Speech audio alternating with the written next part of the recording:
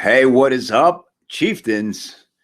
Welcome to another live Chief Chat here on a Friday. It's Halloween, and I'm curious, as John is, if anybody's wearing a costume right now. I hope you guys came dressed to the Chief Chat so we could see your costumes. That's a hard rule around here. It's all about costumes. I meant to bring in my daughter's wig.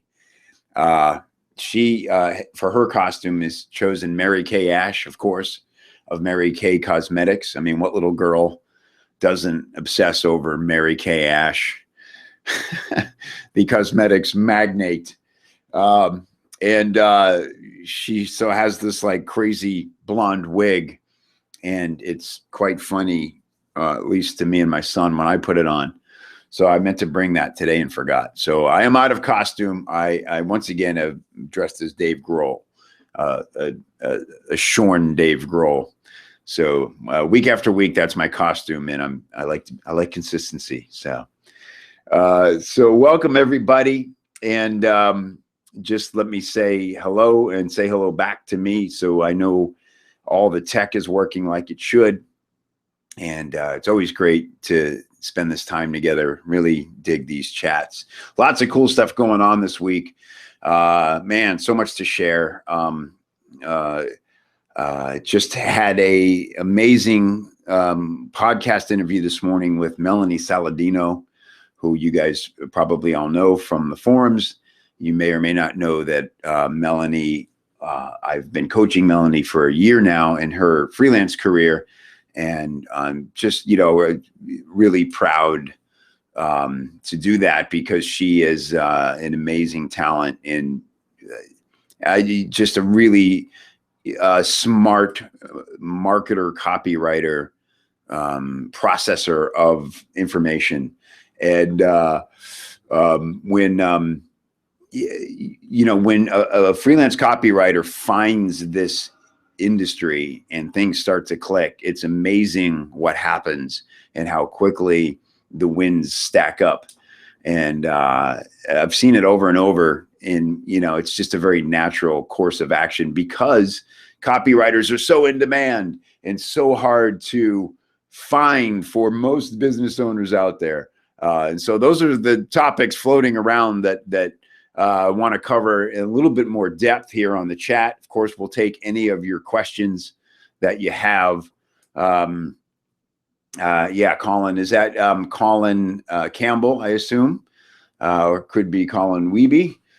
We have quite a few Collins, so let me know which Colin. Hey, Wendy, great to have you back with us.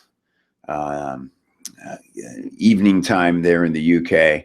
Cesare, what's up, man? Good to see you. Boy, Cesare, you've been lighting up the forums this last week. Really appreciate all your contributions. You are one smart dude. I just read your post to Max about VAs, hiring VAs, and man, I just couldn't have laid it out any better. At least in my experience, what I originally set out to hire VAs to do, and the ways to think about how to prioritize what to delegate to a VA. I'll tell you from a personal perspective, this has been a really tough couple of weeks in the land of VA association. I don't know what to call it, but my VA was, a victim of the typhoon there in the Philippines, and there's been a few times over the stretch of working with him where I've been very concerned about his well-being, and so it's great to know that he is okay and safe. I did know that about a week ago, even 10 days ago, and then I hadn't heard from him, and so it really upsets the apple cart, so to speak. That's a really old guy phrase. to have somebody you rely on just go off the grid and have no idea if they're ever coming back or what the deal is. And, Philippines is a developing country, and there is can be spotty Wi-Fi and stuff. And so obviously they're in the path of a lot of storms, sort of the way we are here in the southeastern United States. So I can relate to that vulnerability, but definitely gets you reprioritizing when like really important tasks like customer support and sending out emails through Infusionsoft and all different things that you rely heavily on people to do to keep everything churning and to make yourself and your company seem consistent, reliable, and like we've got our act together. When somebody goes away, it really upsets the calendar because, I have no choice but to step in and do those tasks or quickly try to train other people to do them. So it's like a sticky situation. I don't know if Max is on the call, but like Cesare laid out, I mean, you've got to really question what is an ideal scenario. How much do you need a VA for certain things? Ross had a great solution about fancy hands. I've never tried fancy hands. I think I would definitely check that out for doing things like booking flights and some other things that Ross mentioned he uses them for. But I definitely need a few more people in my life and my business who,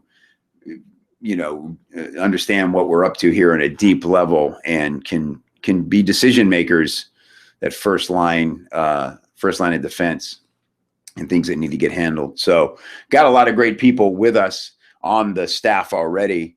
I'm very thankful for it. But when it comes to some other things, I definitely need to shore that up. So it's a timely topic and lots of good information in that thread about who I think it's called, Who is Your Virtual Assistant?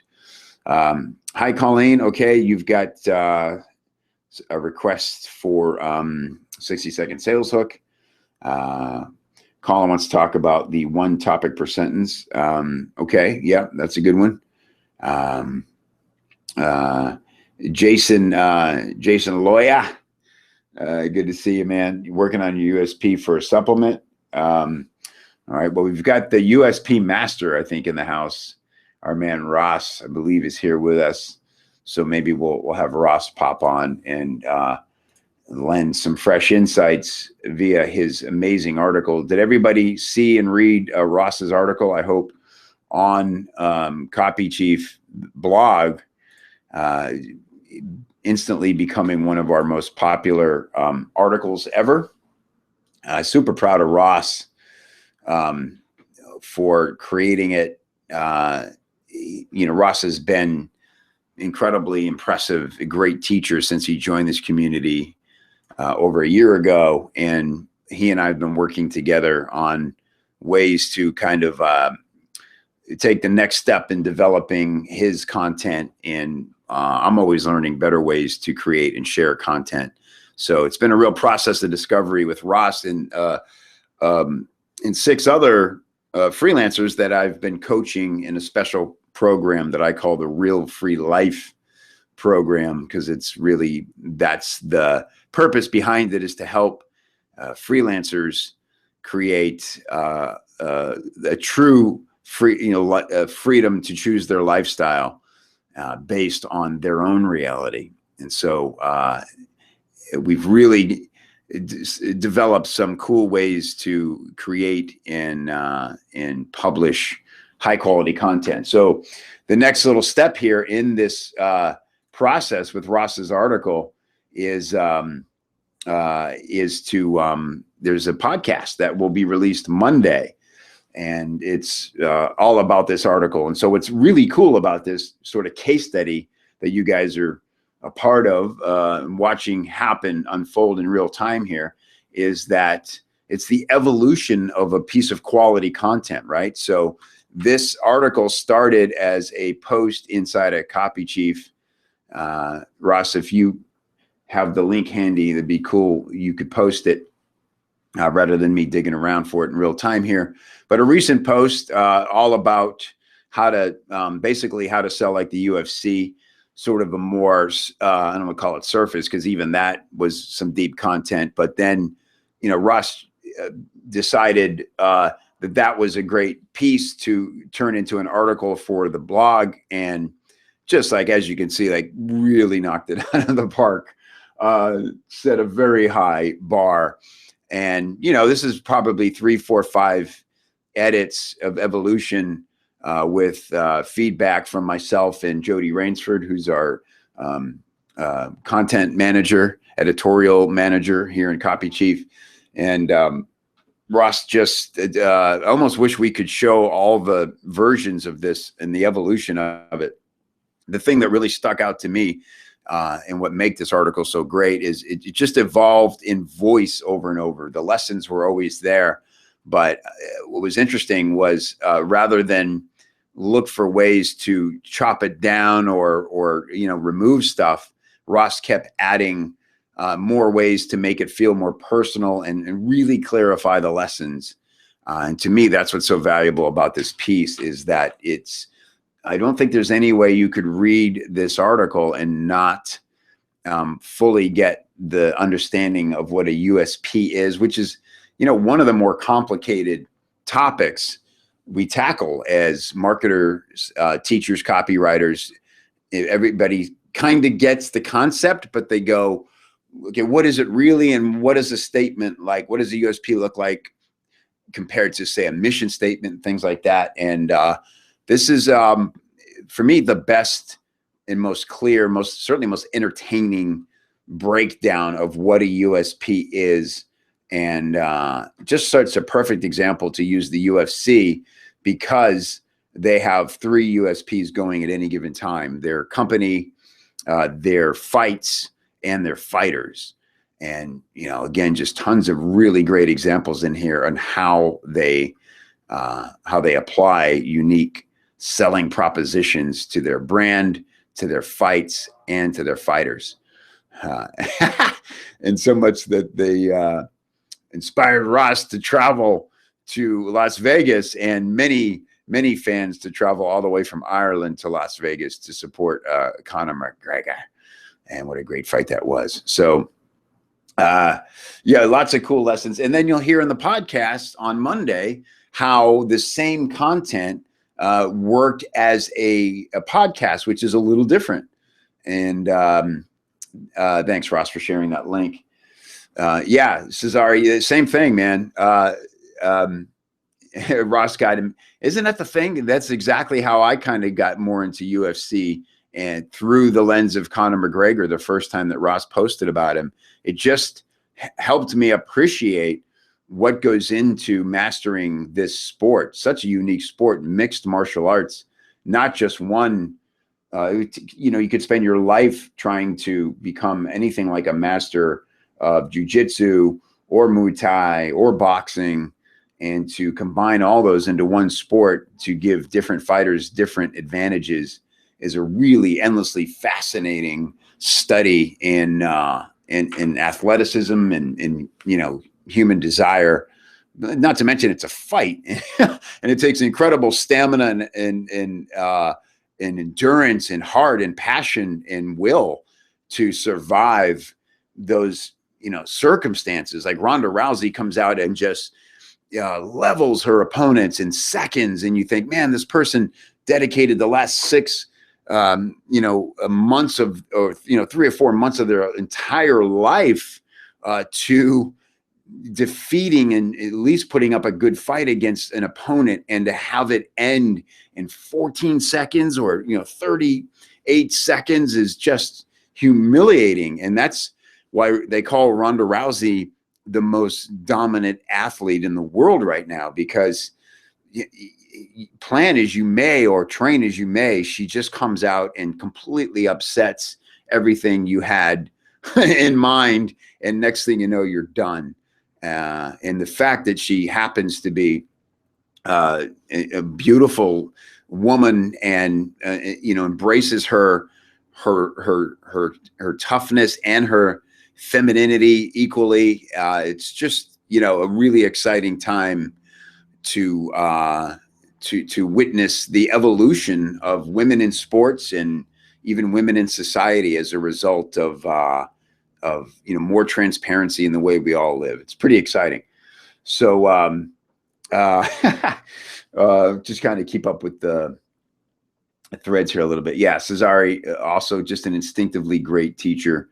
We're really blessed in this community to have so many great teachers and contributors. John Belkowitz is another guy who's just always generously giving and teaching and raising the bar. And so, I don't know, as always, I won't go off on one of my sappy tirades, but it really is an incredible honor to host this community and sort of facilitate all the great teaching, content sharing, supporting that we do of each other. So let's see here. I guess let's get to some questions. I thought we'd play a little round also of what's in the box. A game I like to play here. It's not a game so much as I don't know what it is, an event, but I've talked about how one of the great things about being in this business is you get surprises in the mail all the time.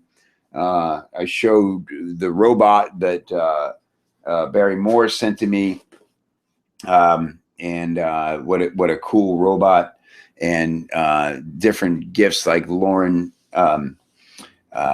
gave me those awesome boxing gloves at the Freedom Fest event. And so the latest is from my new friend, Chad Collins. Chad runs a thing called Brick Swag. And he puts on events based on for Lego enthusiasts, of which, and I didn't realize how seriously people take their Legos until I started digging into his marketing and his world a little bit. He created with his daughter, it's an amazing story of how he created this company, left his, corporate job, and him and his daughter created an event, started out as an event and still is a live event where Lego enthusiasts come and take part in, building different sets and just geeking out on Lego. It's kind of like a Comic-Con for Lego lovers in a sense. And to their amazement, it blew up, and they would sell out large auditoriums, and 20,000 people coming in, geeking on Legos. And so they created a membership community, the Brick Builders Club thing called Brick Swag. And so he sent me this box. It was really touching when I talked a few weeks back about a close family friend who suddenly passed away, and how emotional it was to experience. It still is very emotional and, sad to watch, and inspiring to see his family, deal with this and work towards, overcoming it and all that. And so I wrote an email to the list about it and talked about just talked about it and what it, how we all need to, kind of appreciate what we have and every day and all that good stuff. And so Chad saw that email and was inspired because I talked about building Legos with one of John's sons. He offered to send them some cool Lego stuff based, from his company. And he did that, and that was really nice of him. And then he sent me the box, which was super cool because, like I said, I didn't grow up like a big Lego fan for whatever reason. I just never got into them. But I'll tell you an interesting thing. When we were at Freedom Fest, Ryan Levesque didn't see Chad's presentation. So I was at dinner with Ryan, and I was telling Ryan about Chad's presentation. It turns out Levesque is a crazy Lego head. He's like way into Legos, and he and his kids spend a lot of time building Legos and stuff. And so he's like, oh man, that's my dream to have a Lego business, right? Ryan Levesque, of all he's accomplished. And he's like, if I could give it up all right now and just think about nothing but Legos, I would do that. So there was like a ton of energy between those guys. And what the interesting thing was, Ryan said, he's like, for the generation before me, nostalgia is either like, building old cars, or, guys have like their man caves, or maybe it's about sports and those kind of traditions. He goes, for my generation, nostalgia is going to be all about Legos, and man caves will be like Lego rooms and things like that. And I thought that was fascinating. I was not really in touch with the Lego obsession. So I'd be interested to see if you guys, if anybody in this group is sort of Lego obsessed. But anyway, so it's interesting, sort of from a marketing perspective, what's in the box and what they send out here. So the big thing with Legos, what I'm learning is it's all about specialty items or sets, they call them, right? And so if obviously if you're a collector, you want the thing that other people might not have. And so what they do is it comes with this magazine or this sort of pamphlet, and it's like a little magazine, like an industry magazine. And like they review new sets from Lego or existing sets. Like they review the Wall-E set, and look at the detail of this breakdown. Like really talking about what's good about it, what's bad about it. The neck is flimsy, things like that. And what a great bonding tool. Are you providing useful information, but really starting a dialogue here about those particular sets. So I guess this is the one that they send out. I haven't really opened it up yet, but this is a build pack. And so this is like special Lego style stuff that you can only get through them. So immediately you have exclusivity and belonging. And then check this out. They have these cards. These are like trading cards, like Lego trading cards. And I guess, you collect these and then you can trade them with other enthusiasts at these events. So just brilliant stuff. And then they give you, a little set to build and instructions in the book on how to build it. So really cool stuff. And my thanks to Chad for sending this to me, and certainly for sending it to Colin and Liam. It has just a little pick me up. So, and that's the t-shirt there. Just a cool design, something I would wear. And I'm not even like a total Lego head, but this is a cool shirt. I totally wear this. So, good stuff. That's what's in the box here on Chief Chat number 16. So, cool. All right, let's everybody's this is what happens, man. Everybody's gloating on Ross and Cesare. 100% deserved. I love seeing this because oftentimes, we don't realize the impact that our teaching has on other people. And, it's always a privilege just to have an audience and kind of, look, face it, like what we do is rare and special, and not a lot of people that we encounter face to face in our lives have any idea what the heck we're talking about or what we do, or even probably care that much. But when we can be in a room together like this and kind of like this, like you just geek on it, right, and be amongst our people, and then we get to share and teach. We're inspired to teach, and then to find out how much of an effect it's having on the people who are receiving that information. This is life-changing stuff. I mean, we're talking about business, survival and thrival here. I'm just going to make up words. And it's serious business, but the fact that we get to have some fun and teach it in cool ways and immerse in the lessons, that's the thing to me, that immersing in the lessons. Like if you read some content and then you respond to it, now you're invested in that material. So let's just say like Russell had the thread about the copywriter model is dead, long live the copywriter. And it's just like important discussion about how people are hiring freelancers and the future of hiring freelancers and working with freelancers, and how is the model changing, and there's this problem we need to solve. It's one thing to read an article about that or to hear a passing discussion about it. It's another thing to read it, ponder it, and respond to it, because now you're completely invested in the information, because by nature, you care about how people are going to respond to how you responded. And so once you take that next level step of engaging and immersing in the conversation, it's a part of you. Right? It's not going to escape or get lost in the pile of information that we're all always building. And so immersive learning, I think, is the new way to learn. And that's why groups are so popular and important to people, because it's a chance to, really engage in a dialogue that's going to have big effect on how you do business. So, yeah, so that's what all this love is about. And it's no surprise to me that we're all sharing. It feels good though, isn't it? On the dark, sort of evil tinged holiday, we're having a love fest. That means we're all come here and bitch each other out on Christmas. All right, let's get into some Q&A here. A half hour in. I'll be respectful of everybody's time. All right, Colleen, you're first up. And you've got a question about your bullets. Show your work, module 3. Let me get this in a way that I can share it with everybody.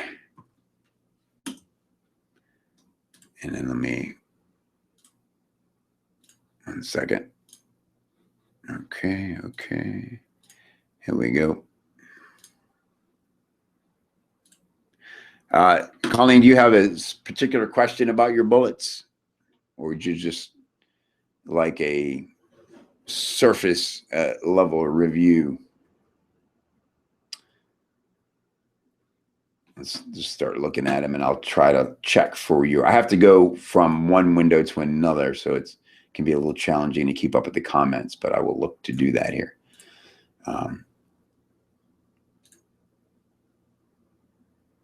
Okay, cool. They're raw bullets. Are you just looking to see if you're on track with them? Is that the goal? Not sure how to flesh them out. Okay.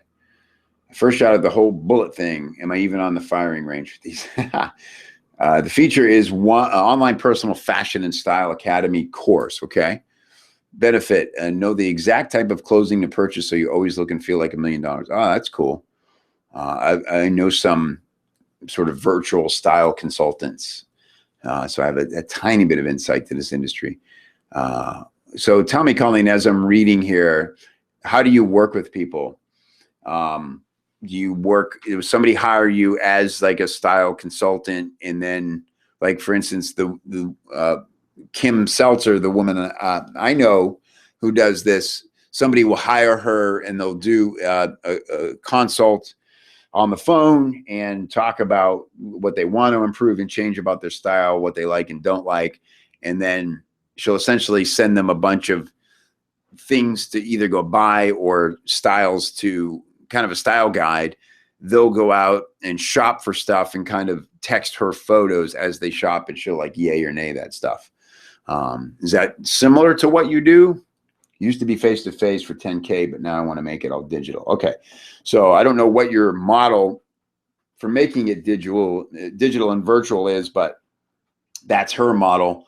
And of course, I'm sure, Trunk Club and other things like that offer free fashion, consulting along with it. So one thing to be conscious of out of the gate is who's the competition, and you find out what people like and don't like about things like Trunk Club, or going to a store. And I know like Nordstrom will offer you a style consultant, things like that. Nordstrom and Neiman Marcus certainly does. For personal clients, I do Skype, but this is more of a teaching. All right. This is more of a teaching than to fish. I gotcha. Yeah. And all those stink. Yeah, I mean, they I guess they stink, but be conscious of the fact that there are levels of awareness in your industry, especially when it comes to men. I don't know if you exclusively work with women only or men and women, but I can tell you, as someone who went through this process, and I blogged about this. I'll have to find the article and share it with you. But I did a whole thing about Trunk Club because when they first came to me, I had some colleagues who used the service, namely Derek Halpern and Pat Flynn. And I didn't know at the time when their consultant reached out to me, because she saw me on a live streaming event that featured both of those guys as well. And I was dressed like I am today, like like someone who was there to fix the lighting, and they were both dressed like you know, fashionable executives, so to speak. And it definitely got my attention and she said, I like your style and I would love to consult you if you're interested in that. And I was like, yeah, I could probably move beyond flannel at some point. As you can see, I've returned. But yeah, so I went through the whole trunk club experience, and it did stink, to use your phraseology, in regard to, I actually really enjoyed the process of getting the trunks and having somebody, care and offer insight into how I might think about dressing differently. But what ultimately for me stunk about it was I felt very limited in what they were sending me. The way Trunk Club works is they have a warehouse full of clothes, and that's what the stylists have to choose from. And after getting, 4 or 5 pairs of boat shoes and returning them, I realized, this is probably too limiting. So, so let me just catch up with your comments. Some men, but focuses on women. Okay. No matter how costly, recording a one-on-one consulting session could be turned into a product. Yeah. Okay. So, yeah, you've done it one-on-one for 10 years. Okay, cool. So you've got plenty of credibility here. Yeah, you know how it all works and what the hangups are. So awesome. So you're out to create a digital product. So this is, I'm not sure what's in the product, but let's just jump into your, gotcha. I'll be teaching women to buy their own image consultant. Buy their own image consultant. Not sure what that means. Does that mean you'll be educating them on how to select their style and then go to be their own image? Gotcha. Okay, cool. Yeah, get it. Okay, cool. So you're teaching them how to choose their style and how to go out and execute buying these outfits and these clothes and what to wear, what not to wear, and all that stuff. You've never had to advertise because, yeah, you're referred often. Okay, cool. All right. So I get it. Online personal fashion and style academy course. Got it. Now, academy could be a scary word. When I read academy, I'm thinking you're teaching other people how to become style consultants or something like that. So I might reconsider that word, which means, okay, prestige. You always look like you have a personal stylist, just like the rich and famous. Yeah, your friends will envy you for always looking perfectly pulled together. Excellent. You always look like you're in command of the situation. These are all great. Relief. You will never waste money on purchasing clothing that doesn't fit or flatter you. Excellent. Never worry if what you're wearing makes your butt look fat. That's something I'm constantly thinking about. The joy of getting dressed and never thinking about your clothing for the rest of the day. Yeah, that's great. Never stand in front of the closet wondering what to wear. Yep, big relief. Very good. You're on target for sure here, Colleen. Never stand in front of, it looks perfectly. Yeah. Prevention. You'll never be adjusting, pulling, or tugging your clothing back into the right spot. Oh, that appeals to even me. Like I hate tucking in shirts because for whatever reason, how I'm built, it never stays tucked in.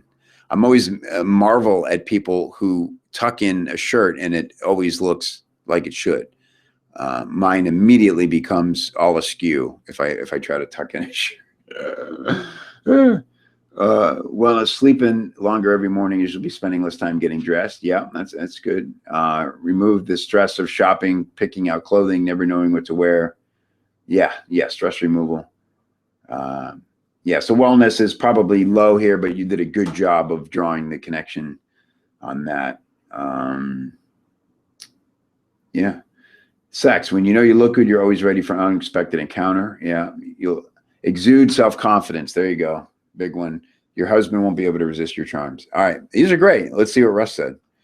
Now's a way you can make them sound more appealing. Yeah, here's a couple examples.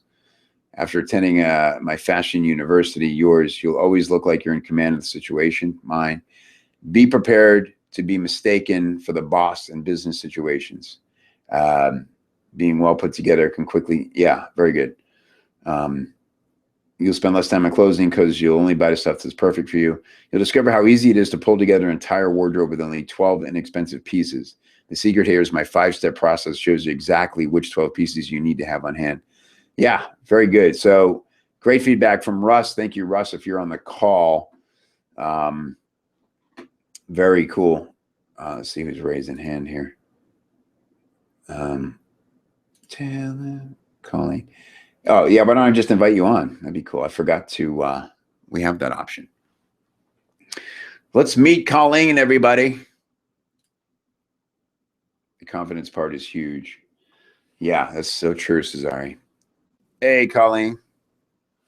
Let me make sure I have my audio straight. How you doing? You're muted. Let me see if, there you go. Perfect. Yeah. Okay. You had me muted. Okay. I did. Sorry. That's all right. Webinar Jam had you muted. Let's curse them as I'm wont to do. Now we lost your camera though. All right, let me get rid of the overlay. There we go. There we go. And look at you. You do look pulled together. In my sweats. Are you in sweats? Yeah, you look great. That's Thanks. A nice color on you. Where do you live? Where are we talking to you from right now? Dallas, home of Mary Kay Ash. Yes. How exciting. My daughter will be thrilled. She the strangest thing. My daughter's obsessed with Texas, so that was part of her appeal towards Mary Kay Ash. She's never been to Texas, but I don't know. It's very weird how people have certain intuitions about their life, right? Yeah, never know. So, so cool. I'm glad to meet you and have you here. And I think you did a great job on these bullets. Yeah, I think you did a really great job. And I'm just going to jump back in and look at more of the feedback you got from, so Russ's feedback, and let's see what Angie, one of our superstar copywriters said. You're on the right track. We can stand a little more coyness. Interesting. You're flirting with them, teasing them with the bullets. You've got secrets to share. They have questions and you have the answers. Good example of what I mean can be found in Gemma Williams' contribution above. Truth about cutting carbs and why you must include them in your diet to break the binge eating cycle. Common knowledge plus hinting at why it's wrong, plus hinting that your knowledge will be the key to achieving this thing, the desire. Yeah, that's great. Was that helpful to you to get a note like that? Yeah, very much so. Cesare gave me on my 60-second sales hook, he gave me some feedback, which is kind of funny, you know, getting feedback from a guy on a woman's product. Right. So it's interesting where there's a disconnect, you know, like, no, not quite, but he had some really good points in there, but some of it was off. So there was some feedback there. And then those were the only two that I got on the, because I've been around for a couple of months trying to get the feel for this. Sure. And then this week I finally had time and wanted to dive in. So. Okay, great. It's a challenge. And my challenge is, okay, now I have the raw facts and taking those facts and making them into a story, which is kind of what Russ, I think, was doing. Yeah. Is bringing that story in and putting somebody in the time and place. Yeah. Yeah. It's one thing I talk about in regards to this is, and this is, you know, for bullet writing, it's the same kind of concept, but maybe a little bit of a different structure, right? But when you were talking about in the context of story, I always talk about finding the small moment, you know? So there's, you know, storytelling in a sort of a broad sense, but if you can get people into a small moment, well, I think a good example of you did it when you're standing in the mirror, wondering what to wear and feeling frustrated.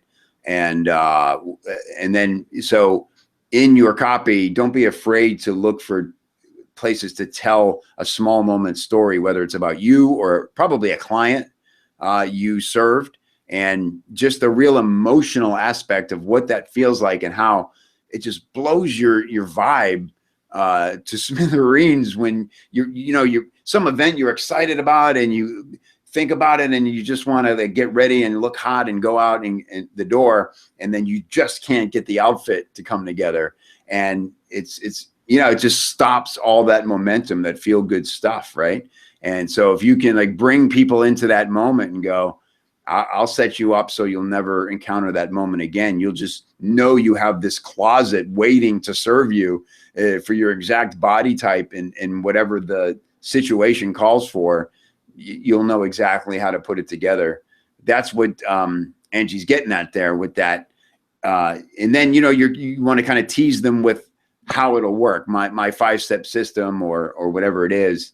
I also like what Russ said about, you know, it's just an example, but you know, the 12 essential pieces, things like that. Curiosity is your friend here as far as, you know, when it comes to something like fashion, where it's, you know, really tied to emotion, not wanting to be embarrassed or wanting to feel confident.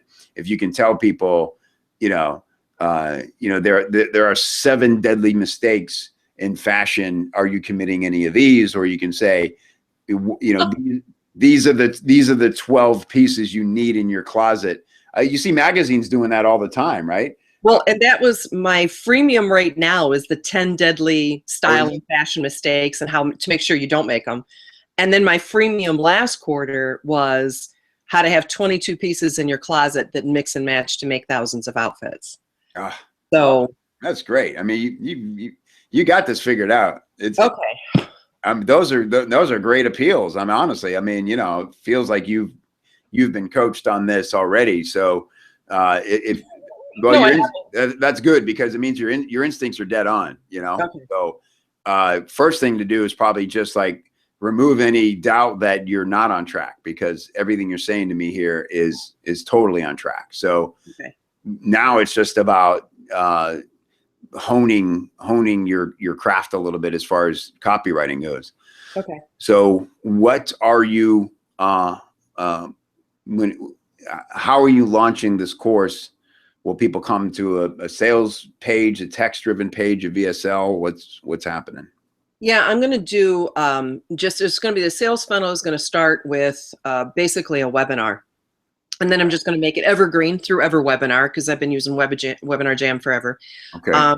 And then that'll be the the registration page will be, you know, register for the webinar and it's going to start with how to build those 22 pieces as a capsule wardrobe. The thank you page is going to be a really small, short tutorial on perfume, with the option to buy, like how to select, you know, because cologne and perfume is so bloody expensive. You want to make sure you buy the right one. So that'll be like a minimum sell on the thank you page. So then that's the only time they can get that. Then the webinar will be on the capsule wardrobe, and then the upsell from there will be the entire Style Academy, which is what I'm calling it right now, but I know it needs a new name. I just don't know what to call it. Because I did a webinar, it's not even done yet. And I did a webinar a few months ago with 380 women. 260 of them paid me $500 for something that doesn't exist. Holy smokes. Wow. So, I mean, I know the conversion rate and the closing rate in that I now know is super high. Staggering, yeah.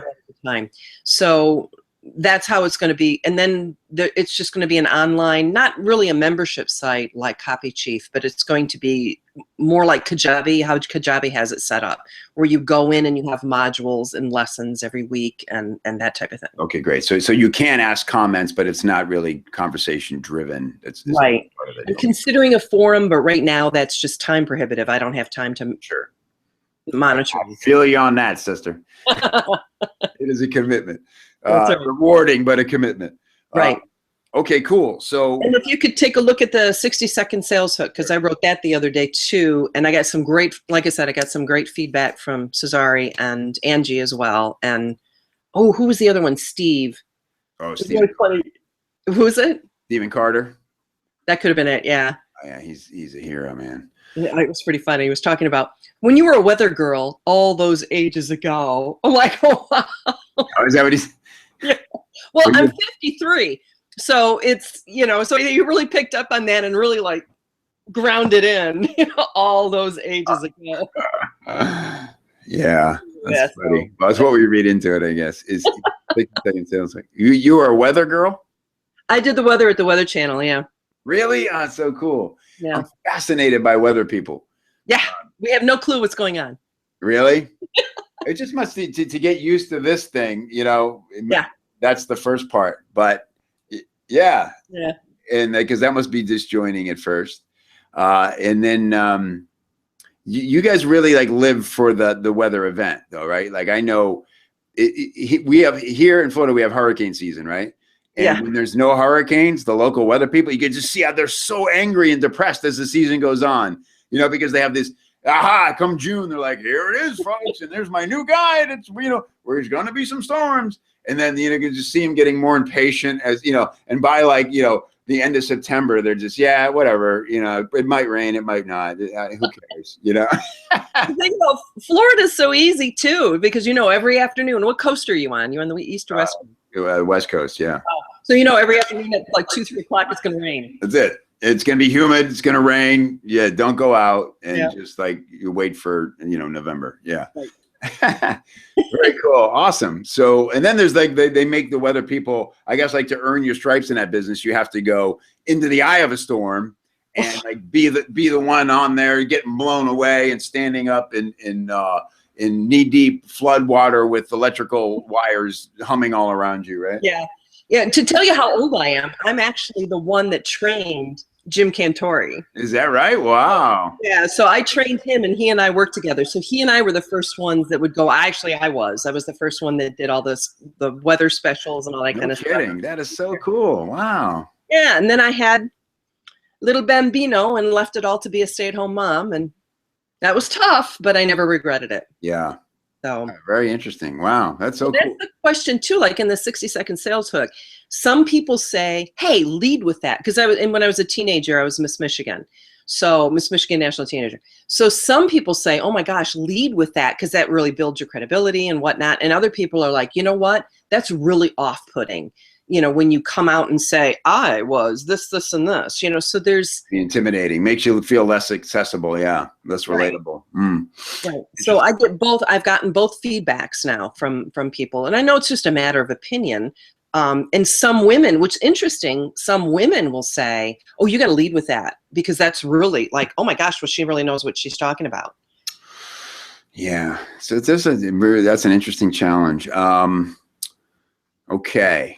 Yeah, I mean, both things are true. And this is one of those things where I want to say you just test, but not everybody's in a position to have so much traffic that they can really do that. So let me just see how you went about it. Is this the one? Can you see my screen? Am I sharing screen? Let me go. You're not sharing screen yet. Okay, let me get back here. Oh, I'm in the wrong. I got to put this over here. Okay. Cesare, let's put you on the spot, buddy, since you gave some good feedback here. Boom, boom, boom. Let me see where I am. Yeah, that's a lot of credibility to choose from. Okay. Let me make sure my screen's what everybody's seeing. Yeah, we got it. Okay. So this is after, let me find your first. Okay. That's I put both in there. All right. Total Image Institute. I'm a mom, businesswoman, and have been an image consultant stylist for decades. National teams are lucky enough to have stylists pick up my clothes and camera me. Had an image consultant that helped me, but shopping on my own, I spent thousands of dollars buying clothes that just didn't quite work for my body, coloring, or age. Sure, I'd usually have 1 or 2 outfits that had fallen back and it made me look and feel amazing, but I struggled to fill my closet with the clothes that made me look good, feel good every day without looking overexposed or frumpy. Yeah, it's so good so far. Yeah. Quizzing the various image consultant stylists I worked with over the years. I mean, for me, the language is just a little formal, but that's easy to fix. It's, early on, it's about the content. Well, then I got some feedback, and then I did the second stab. Okay, cool. So what was the feedback on the first one? Basically what you just said. It was just a little, the writing was kind of there, but it wasn't digging into the story enough. Right. Okay. Or the struggle. And I think that's what Cesare was saying. There's and Steve said, there's no struggle. You didn't have to struggle. And I said, I think that's the misconception. If you say, oh, I was a model, an actress, and a television star. Oh, you had life easy and everything was good for you. Mm-hmm. No, you have to wear the right colors and you have to wear the right things, and it doesn't matter. So. Right. And then Angie kind of gutted it and kind of tried to condense it down a little bit for me as well. And took out some of my better writing, I thought. Well, you know what? That's why it's so great to have another pair of eyes, because it's so easy to get married. When we labor over a sentence, you don't want to let it go, right? Yeah. And that's that you've heard that awful term, kill your babies. when it comes to writing, and it's appropriately awful because that's what it feels like almost. I mean, I'm a parent, so it's not comparable, but it is very hard to let go a group of words that you've labored over, and it's so easy to let. And when I learned this was in script writing. I had it. I was writing comedy sitcom spec scripts, right? And I had to write more jokes to get one script done than I think I'd ever written as in 5-6 years as a stand-up comic, right? And I'm going, and some of the jokes like, oh my God, it's the best joke I've ever written. But it was wrecking the scene, right? I couldn't get out of the scene, couldn't button the scene because of that damn joke.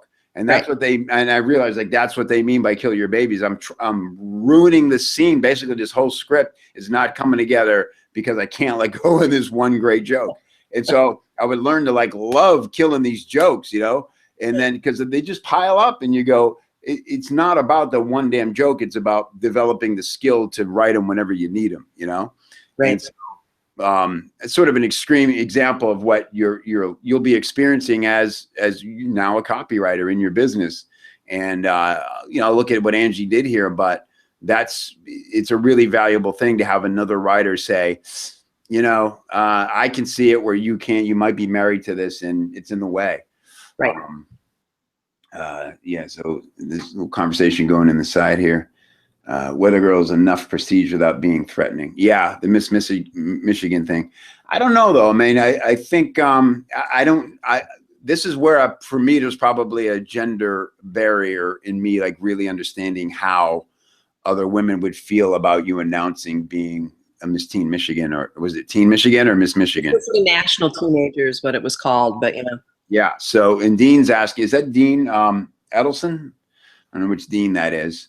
We have lots of cool Deans around here. But Dean's asking, how do women respond when you tell them you're a former Miss Michigan? That's a good question. That is a good question. It's normally the women who are very secure with themselves are fine with it. They love it. They respect it. They think it's good. It tends to be women that are more easily intimidated or aren't as secure with themselves, who actually might be my ideal client, because they need more self-confidence and more security. So that's a good distinction though. Is that something you offer in addition to fashion? Does it end up being almost like a life coach scenario, or are you strict about what it is you consult on and what you don't? I have an option list. So if somebody's doing a lot of presentation, because I worked in television for so long and still do at times, I can coach somebody on their voice. I can coach somebody on presentation skills, how to handle themselves on camera and keep themselves within strict areas and that type of thing. So I have we do body language. I do business etiquette. We do table manners. I mean, there's a whole package that somebody can, and that's why if I have clients that I can fly into town for 10 grand, I just don't have enough hours in the day. Yeah. So I think, it is an important distinction. And look, we in this world you've entered here, and you'll hear me talk about all the time, is like transparency and relatability and all that stuff. But I would say for you, I would err on the side of credibility rather than accessibility in that regard, right? People are paying you good money because you've been there and you've been trained by other people who dedicated their lives to having someone look just right at the right moment. I mean, you're on camera in high pressure situation. I think about the Weather Girl's clothes all the time. Like, seriously, I mean, like, she's got to like really think about these outfits, or how many times can you wear the same outfit in a career? I have no idea. What if I only happen to tune in the 3 times she wears that outfit? I'm going, my God, is that her uniform? What are we doing here? Because I'm not catty, but this is crazy. Awful. Where to gone? Oh, they need to fire this girl. So and I had one blouse that I wore once because I got so many emails about, or not emails, I got letters about it. That people didn't like it, or did like it? Not like it. Wow, interesting. It's funny. JJ Virgin said once that. JJ Virgin, she's a huge megastar. she has literally tested colors of the shirt she's wearing, right? In a video or something. She said, whatever you do, if you're a woman, do not wear a red shirt. They got killed for wearing a red shirt. And for whatever reason, they found out because people were just like, the reaction was, total distrust and anger. It was very interesting. So, okay, let's see. Kathy's here. Yeah. So I'm sorry. So yeah, Dean, I think we kind of answered that. Like who is your ideal client? And it's people who want to pay good money and know that they're dealing with an expert. So I like your credibility here. I don't think I'd bury this at all. I think, it's been an issue your whole life. So to me, you being a teen Michigan says that I know the time, it doesn't matter how old you are now. I know that in your life experience from a teen, this is something you've been trained on and had to be concerned with, right? Certainly that goes up a level because how often are you in a pageant? Maybe as an official sort of like, beauty ambassador, you'd go to lots of events and things like that. And you could even talk about that, right? Like you had to show up and talk about pressure. You had to walk in and be the most stunning woman in the room. That was your label. Here's the most beautiful teenager in Michigan. Holy crap. What do you wear to that? Right. And then you're on TV as a weather person in all the different situations. I love that you're the one, you sort of pioneered the idea of going out and being in the elements. And, at what point do you go, I can't even dress for this, so that's out the door. But then you got to come back in the studio and look the part again, right? So to me, there's way too much value in your experience to ever bury that just so that we can feel a little bit more accessible to a certain kind of prospect. So, right. So my opinion, without reading everybody else's feedback, is forget all that, and like really, again, and getting a better sense of who your ideal prospect is. I don't think unless even if you're, obviously this is kind of like shown. I look at those things as like shown to you, done with you, and done for you, right? Levels of teaching. This is kind of like shown to you. I'm going to give you all the tools you need so that you can be empowered to become this. And so obviously that's a broader market and it needs to feel accessible. However, I can't see any reason, if handled correctly, to back off of your credentials to tell your story in that regard. Well, and one of the things is that when people read it, I think there's a difference between reading it and then me presenting it. And so my idea, because people will read about me and think, oh, she must be really snooty. And, and then I don't apparently come across that way. Very Midwest, Irish Catholic girl, Yeah. So on my about page, which is initially, where I wanted the whole big story, I was going to have, there was all written, and then there's going to be a video, and I'm going to talk about my back. Yes. Absolutely huge. And so for me, I'd be like thinking beyond. Honestly, what I'm reading looks pretty good. And, we won't go. I don't have time to catch up with the entire process. I can see you're getting tons of great feedback. Cesare and Angie both have my trust as people who can guide you. But I'd say, once you get, now that we've talked about what I think your criteria should be, and if you agree with that, then focus on the delivery of it and making sure now that you include personality moments, right? Because I agree with you, on the surface that might sound like oh, okay, I'm sorry, Miss Teen's gonna teach me. But the minute they see you, I agree, you're a very warm person. I feel like we could hang out. I can see where you're a professional and you're polished and put together, but I feel like you and I could totally sit down and have a burger and laugh our heads off. Right. So perfect. That's huge. And is long, just don't get caught up, and you're not going to do this anyway, because you've been on camera your whole life, but just make sure it's real.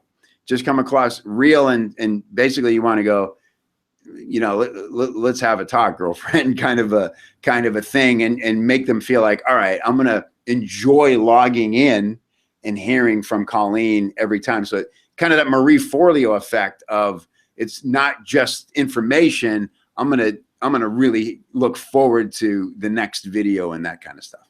Yeah, and that's what I'm doing right now. It's called Coffee with Colleen. I just started it this 2 weeks ago, and it's me, no makeup, in either this or like a fleece jacket, and I sit there with my coffee cup in the morning and say, okay, I got some questions, and it's just me, no, exactly like this, no makeup, no hair, no nothing. So they have videos where they see me done up, and then it's just Coffee with Colleen once a week on Tuesdays. So I love it. they love it too. Oh my gosh, they want it to be a daily thing. I'm like, I'm not doing this every day. You can't afford me to do this every day. That's right. Ain't nobody got time for that. So, okay, that's good. That gives me, I feel so much better because I felt like I was at the bottom of the ocean. Now I feel about 10 feet under. So that's good. No, I'd say you're very close to floating and breathing air here because good. You're almost buoyant. Yeah, no, I'm excited because I feel like you get it, and good. All of your experience comes across to me in a relatable way, and I don't feel like there's any barrier to me trusting you or feeling like I can relate to you. So good. Keep doing what you're doing and keep using. You're getting great feedback, but here's what I'll say. I'm going to sum up this whole thing. Trust your own filter. Right? It's easy to get a lot of advice, and until like none of the anybody who's given you advice already, there is a barrier in text to some degree. The fact that we've been able to get on camera, have this very real exchange, and everybody, I'm sure Cesare and anybody else who's given you feedback knows you on such a different dimension now than they could through this text. That's where you get to the heart of it. So trust your own filter. Now that you've got the stamp from the chief here, go forth and conquer, and just do us a favor and share your results. I'd love to see what you're learning through this launch, and even with the Facebook group and all that stuff. Yeah. Oh, there's a Facebook group? No, your Facebook. Oh, is that the Coffee with Colleen thing? Is that Facebook? Yeah, that's only like 20. There's 2,700 women in that, so it's a smallish group. That's good. Oh yeah. Awesome. Cool. All right. Thank you, and it's great meeting you. I'll see you inside the threads. All right, sounds great. Okay. Bye. Thanks so much. Yeah, my pleasure. Cool. That was fun. Awesome. Okay, you're hidden now, so I don't know what that does to you, but you don't have to feel obligated to be on camera anymore, Colleen. If I eject you, it actually boots you from the thing, I found out. Okay, cool. Well, this was great. We're running a little long here, but I want to get to the other questions. Let me go in the control panel. Okay. Yeah, Colin, one topic per sentence thing. Yeah, boy, that just keeps coming up so much. And Jason Aloy, working on my USP for my supplement. My supplement doesn't have anything overly obviously different from the other 30 on Amazon. Yeah, okay. Well, here's my best advice on that. Jason, I can tell you from a live case study. Ben and I, my writing partner, Ben Johnson, just completed a VSL for another Copy Chief member who's in the supplements industry. And we got him to step out in front of the product because he was very qualified to do it. Now, he doesn't feel qualified as far as being a sort of a presenter. He doesn't love his voice and things like this. But I pushed him on it because he's incredibly passionate about the product, and he had a lot of, intriguing personal stories that led up to his reason why. And he's not an MD, he's not a scientist, he's not even like a certified naturalist or whatever other accreditation you might think was required to be the face of a supplement. But we were able to connect the dots in his personal story, his background, and his journey, his USP, his reason why for wanting to, help people get results with the supplements that he created. So I think, all right, Jason, so come back and watch us later because I'm answering your question as you're leaving. But that's my answer is, look to step out, because really that is the only USP, because there's how many different formulations can there be with some supplements? You know, you might be able to add one other ingredient and write a story around why that ingredient is the key. We did that with our Gora piece we just wrote for a supplement. It was all about the story of the ingredients and that kind of stuff. So those are your two options. If you don't have a specialty ingredient to make the piece come alive, then make it about you. Find what's relevant about your story and your credentials and step out in front of the product. And that's how you win loyalty over the other brands. Cool. All right. And then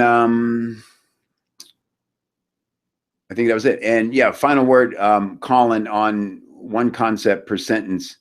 I'll give you an example. Hang on a second. This will be fine.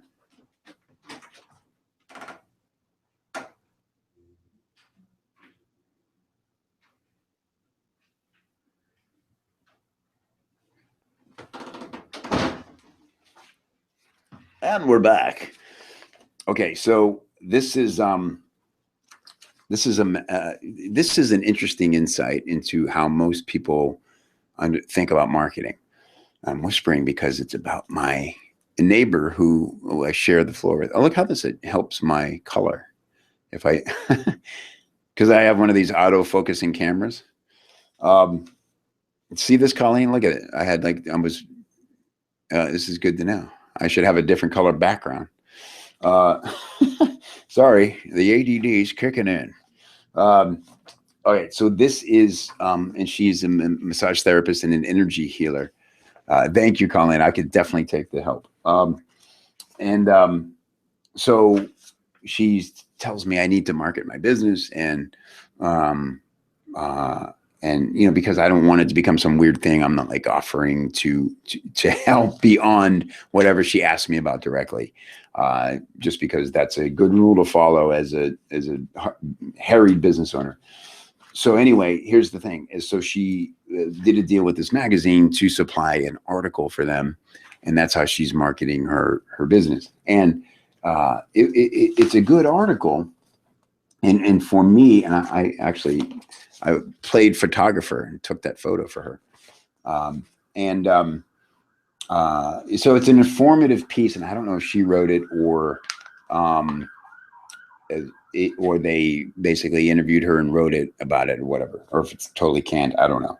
But it's a pretty general surface article, but it did help me understand more what she does. And for me, I'm very interested in chakra healing and cleansing because I've done it and I find it incredibly freeing and effective. And so it's cool for me to know she does that. And I wish she was in a different location so I could actually hire her to do it.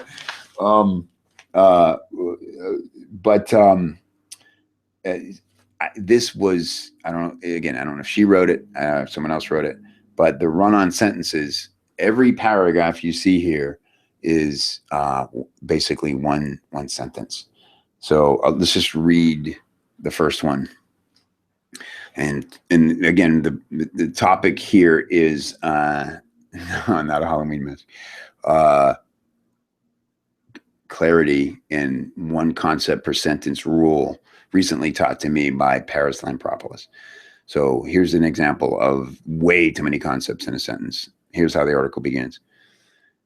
We have come into an age where we are recognizing more and more through advancements in quantum physics, medicine, science, psychology, and healing sciences, that not only are human beings made up of energy, but that our thoughts, emotions, beliefs, images, and intentions can actually create our reality, including our physical, mental, emotional, and spiritual health and well-being. I mean, that is and I'm not picking on Christine because she's not a writer, or if she wrote this, but I'm now compelled to help her because there's no way I can relate to that. That was one sentence. Sure, Colin. Yeah. And I don't know if we could even count the different concepts of this, but this is like so packed with information. We have come into and just again, the lesson is realize that your reader's brain in a VSL, how, your reader's brain has to be allowed to switch concepts as quickly as you are presenting them. Like that's the key behind this lesson, right? So if you're introducing a lot of concepts quickly like this, your brain is like back here and you're already talking about something over here and there's a total disconnect, and that's when people go click and they're gone. So this was a VSL. We have come into an age where we are recognizing more and more, which is taking way too long to say the first thing, through advancements in quantum physics. So, okay, no, whoa, through advancements in now I'm contemplating quantum physics. Like I don't even know where to put that or if I fully understand quantum physics.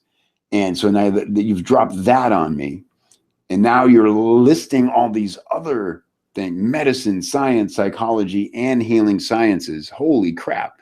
1, 2, 3, 4, 5 different practices that I have to comprehend and understand whether I understand or not. Holy crap, right? And that's just the first part of the sentence. And now we're moving on. That not only are human beings made up of energy, whole other big concept, but that our thoughts, emotions, beliefs, images, and intentions, like, it's a workout, right? And so, again, I'm not picking on, it's just that I happen to read this because I want to support her in like spying what she's doing. So maybe I can be helpful. And that my first reaction to it was, there's just no way to, the writing is from the point of view of, let me prove to you that I am an expert on this topic, and not how can I help you better understand how to use this to feel better, right? And so that's when you're coming from that point of view, much more concerned about presenting yourself as an expert instead of, all I care about is helping you understand this so you can understand how to use it. That's very often when we run into over conceptualizing in sentences. So, yeah, Wendy, your typewriter only had ink for 1 full stop. It's hilarious. Colin, yeah, cool. So I just posted this on Facebook. Add ADD drug addicted D- student who almost failed grade 12 English now gets paid more for writing than his former teacher got paid for teaching English. Yeah, pretty cool. I like that. And so again, this is a good lesson. It's a good example because what you are posting here is it may be more than you need to have a punch and be impactful, but I can follow it, right? Because all the things you're listing aren't introducing new concepts. They're supporting the original concept. So ADD, drug addicted D- student who almost failed 12th grade English, almost failed is too weak there. Now gets paid more for writing than his former teacher got paid for teaching English. It's clunky, but I would say that you're not like totally breaking the concept rule. But like, for instance, like putting for writing in parentheses is making me stop to put things in context, right? So it's missing. That's diminishing the punch of it right there. So I don't know how to fix it in real time here, but it's a good. I really like the message, and certainly something you could tweak and make even more powerful. But I think conceptually, aside from parentheticals, man, are something you really got to watch, because what you're asking, used effectively, it's a whisper, it's a lean in, and it's like a small aside that it shouldn't be explaining critical information. It should be emphasizing the point in maybe a slightly offhanded way, right? Who's great at parentheticals is Carlton. What am I not going to quote John on? But look at the way John uses parentheticals in even his Facebook posts. It's always like it doesn't make you stop and ponder anew what he's saying. It's just a hey man, aside, like you would do in conversation. And that's what makes it powerful. So when you use parentheses, make sure that you're not introducing a caveat or a clarifier, that you're lending an aside. That make good? So sorry. I'd love to be Kevin's neighbor. Oh God, what if we had a whole commune, like, and we actually we'd never get any work done. Yeah, that's a good one there, Colin. Yeah, you get paid more per month writing than your 12th grade teacher makes in a year. I like that. That's really good. Yeah, D- English student. Very good. See that you're good, Colleen. So you're combining some of the facts that make it more, it's just immediately comprehensible. You're so good at this. You got to quit like questioning your ability. Tanya, yes, John Carlton explains so well how to use parentheses in his SWS course. Does he? I don't remember that being part of the course. I'll have to look at that anew. We should do a whole episode on that of Psych Insights. You know, how conversations register to a reader as opposed to when they're spoken. Yeah.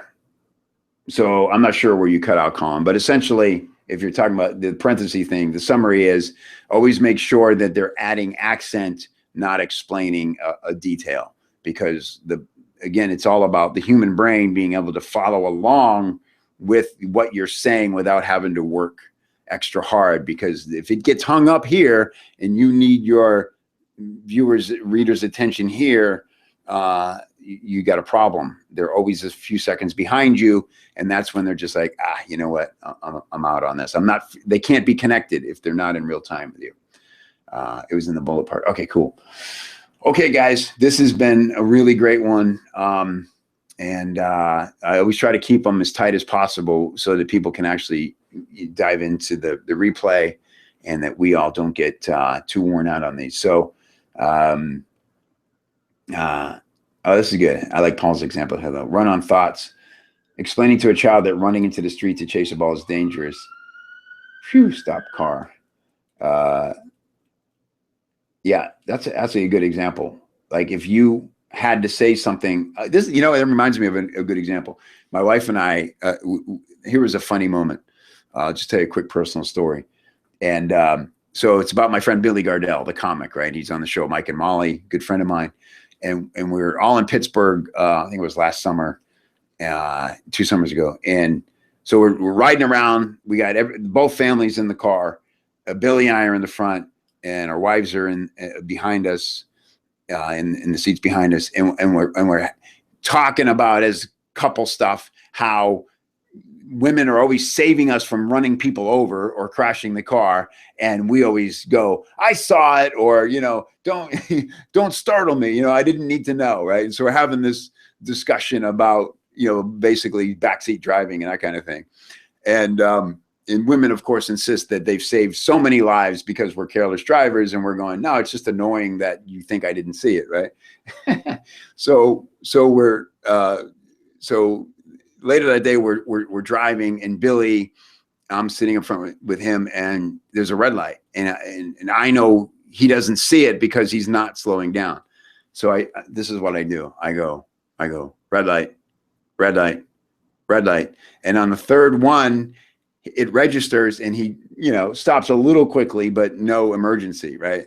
And, and we just all broke out laughing. And I was like, see, that's all it takes. Nobody needed to yell. There was no emergency, and so, the women, of course, were like, what if he didn't hear you? I'm like, it's more dangerous to scream at somebody, because then you're like, and spazzing out, I knew he'd hear me. So anyway, it's the kind of that same thing that you're saying, Paul, of like, what does it take to get the message across, and knowing your audience, right? So very cool. Dean says, my wife saves my life over and over again in the car. Yeah, I will admit, and I have admitted to my wife, she has saved a couple lives. Like, you're just about to take the right, but you're looking left, and the guy starts to cross the street, and she's like, watch that guy. And you're like, So lives have been saved for sure. Yeah. So, okay, guys, great stuff. Always a thrill to do these with you. Appreciate everybody's participation. Be sure to pay attention to Ross's article.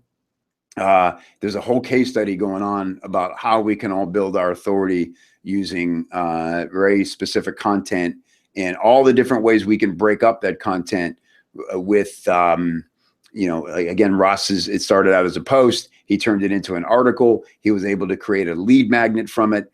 And and now we're doing a podcast. We recorded a podcast about it that will be released Monday. So be sure to listen to that podcast and see how the different styles and the different ways of teaching in different mediums, hugely important for all of our businesses right now. Really great lessons going on. So thanks to Ross for being such a rock star and creating such great content for all of us to learn from. And Ross is going to be here in town. He's coming to visit where we're going to work together live and in person for a few days, and he'll be here during the Rousey fight. So that's just a total bonus. So thanks, everybody. Really appreciate you. Have a great weekend. Be safe on Halloween. It's amateur night, so duck and cover. And I will see you guys not next week, as I'll be back in Austin for another Gamma event. So 2 weeks hence, we'll do this again. Much love. See you then. Bye.